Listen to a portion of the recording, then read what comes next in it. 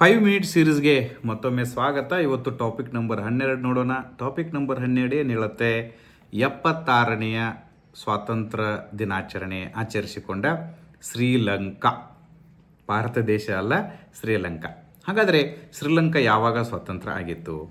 February 4, 1948ರಂದು ಸ್ವಾತಂತ್ರ್ಯ ಪಡೆದಿರತಕ್ಕಂತಹ ಶ್ರೀಲಂಕಾ 2024ಕ್ಕೆ ತನ್ನ 76ನೇಯ ಸ್ವಾತಂತ್ರ್ಯ ದಿನವನ್ನು ಆಚರಿಸಿಕೊಂಡಿತು.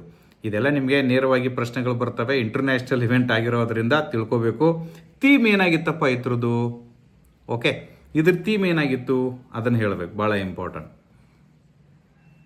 ಇಂಡಿಪೆಂಡೆನ್ಸ್ ಡೇ, ಶ್ರೀಲಂಕಾ ಸ್ವಾತಂತ್ರ್ಯೋತ್ಸವ ಆಚರಿಸ್ಬೋದು. ಅದ್ರ ಥೀಮ್ ಏನಂತ ಕೇಳ್ತಾರೆ. ಸ್ಟೇಟ್ಮೆಂಟ್ಗಳನ್ನ 4 ಕೊಟ್ಟು ಕೇಳ್ತಾರೆ. ಲೆಟ್ಸ್ ಬಿಲ್ಡ್ ಎ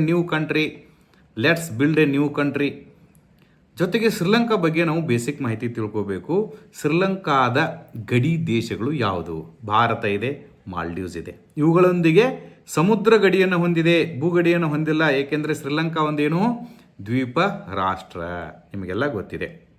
ನಿಮಗೆ ಇನ್ನೊಂದು ಮೊನ್ನೆ ನಾನು ನನ್ನ ವಾಟ್ಸಪ್ ಚಾನಲ್ದಲ್ಲಿ ಹಾಕಿದೆ, ಆಪರೇಷನ್ ದೋಸ್ತಿ ಅಂತೇಳಿ. ಆಪರೇಷನ್ ದೋಸ್ತಿ ಯಾವ ದೇಶಗಳಿಗೆ ಸಂಬಂಧಪಟ್ಟಿದೆ ಅಂತ ಕ್ವಶನ್ ಕೇಳ್ತಾನೆ. ನೋಡಿ, ಶ್ರೀಲಂಕಾದು ಸ್ವಾತಂತ್ರ್ಯ ದಿನಾಚರಣೆ ಕೇಳುವಾಗ ಆಪರೇಷನ್ ದೋಸ್ತಿ ಅಂತ ಕೇಳ್ತಾನೆ. ಸೊ ದಟ್ ಯಾವ ಥರ ಸ್ಟೇಟ್ಮೆಂಟ್ಗಳನ್ನು ಅವನು ಕೂಡಿಸಿ ಕೇಳ್ತಾನೆ ಅನ್ನೋದು ಹೇಳಕ್ಕೆ ಬರಲ್ಲ.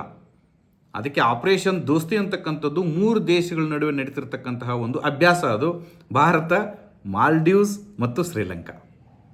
ಆಮೇಲೆ ಈ ಶ್ರೀಲಂಕಾದ ಹಿಂದಿನ ಹೆಸರೇನು? ಶಿಲೋನ್ ಅಂತ ಕರಿತಿದ್ವಿ. ಶ್ರೀಲಂಕಾದ ರಾಜಧಾನಿ ಯಾವುದು? 2 ರಾಜಧಾನಿ ಇದೆ ಶ್ರೀಲಂಕಾಗೆ. ಒಂದು ಶಾಸಕಾಂಗದ ರಾಜಧಾನಿ ಶ್ರೀ ಜಯವರ್ಧನಪುರೆ ಕೊಟ್ಟೆ ಅಂತೇಳಿ, ಇನ್ನೊಂದು ಕಾರ್ಯಾಂಗದ ರಾಜಧಾನಿ ಕೊಲಂಬೋ. ಕಾರ್ಯಾಂಗದ ರಾಜಧಾನಿ ಬೇರೆ, ಶಾಸಕಾಂಗದ ರಾಜಧಾನಿ ಬೇರೆ. Very important, ತಿಳ್ಕೊಬೇಕಿದನ್ನು. ಕರೆನ್ಸಿ ಯಾವುದು ಶ್ರೀಲಂಕಾದು? ರೂಪಾಯಿ. ಶ್ರೀಲಂಕಾದ ಕರೆನ್ಸಿ ರೂಪಾಯಿ. ಪ್ರಸ್ತುತ ಅಧ್ಯಕ್ಷರು ಯಾರು ಶ್ರೀಲಂಕಾಗೆ? ರಾನಿಲ್ ವಿಕ್ರಮಸಿಂಘೆ. ರಾಷ್ಟ್ರೀಯ ಆಟ ಯಾವುದು? ವಾಲಿಬಾಲ್. ಇನ್ಮೇಲೆ ಇನ್ನೊಂದು ಪ್ರಶ್ನೆ ಇದೇನೇ ಸ್ಟೇಟ್ಮೆಂಟ್ ಕೇಳ್ತಾನೆ.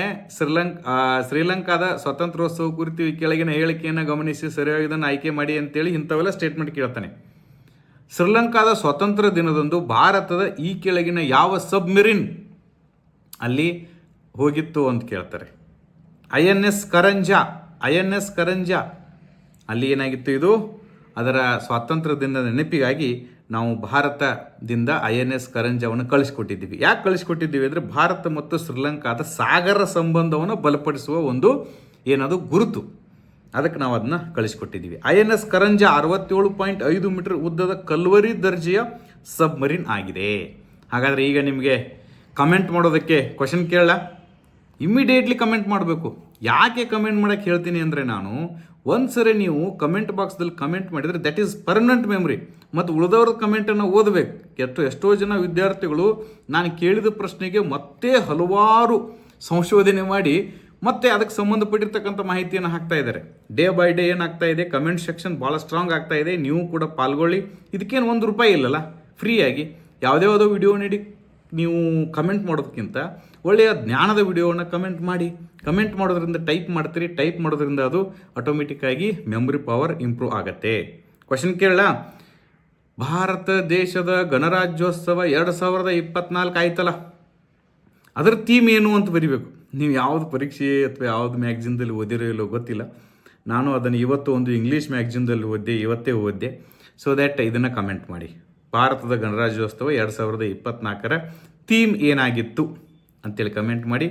ಇದು ಶ್ರೀಲಂಕಾದ ಸ್ವಾತಂತ್ರ್ಯೋತ್ಸವದ ಥೀಮ್ಗೆ, ಭಾರತದ ಗಣರಾಜ್ಯೋತ್ಸವದ ಥೀಮ್ಗೆ ನೀವು ಏನೋ ಅನುಲೋಮ ವಿಲೋಮವಾಗಿ ನೆನಪಿಟ್ಕೊಳ್ಳಂಗೆ ಆಗ್ತದೆ. ನಿಮಗೆ ನಿಜವಾಗ್ಲೂ ಕೂಡ ಈ 5 ಮಿನಿಟ್ ಸೀರೀಸ್ಗಳು ಹೆಲ್ಪ್ ಆಗ್ತಿತ್ತಾ ಅಂದರೆ ಹೆಲ್ಪ್ ಆಗ್ತಿದೆ ಅಂಥೇಳಿ ನಮಗೂ ಕೂಡ ಖುಷಿ ಆಗ್ತದೆ. ಲಾಭಾಪೇಕ್ಷೆ ಇಲ್ಲದೆ ಮೂರ್ಖನೂ ಕೂಡ ಕೆಲಸ ಮಾಡಲಾರ ಅಂತಕ್ಕಂಥ ಒಂದು ಮಾತಿದೆ. ಇದರ ಅರ್ಥ ಏನಂದರೆ, ಲಾಭ ಇಲ್ಲದೆ ಯಾವನೂ ಕೆಲಸ ಮಾಡಲ್ಲ. ಹಂಗಂತ ತಿಳ್ಕೊಂಡು ನಾವು ಹಣಕಾಸಿನ ಲಾಭಕ್ಕಾಗಿ ಮಾಡ್ತಿಲ್ಲ, ಆನಂದಕ್ಕಾಗಿ ಮಾಡ್ತಾ ಇದ್ದೇವೆ. ಮನುಷ್ಯ ಅನ್ನಕ್ಕಾಗಿ ಮಾತ್ರ ಬದುಕುವುದಿಲ್ಲ, ಆನಂದಕ್ಕಾಗಿಯೂ ಬದುಕುತ್ತಿದ್ದ ಅಂತಕ್ಕಂಥ ಮಾತಿದೆ.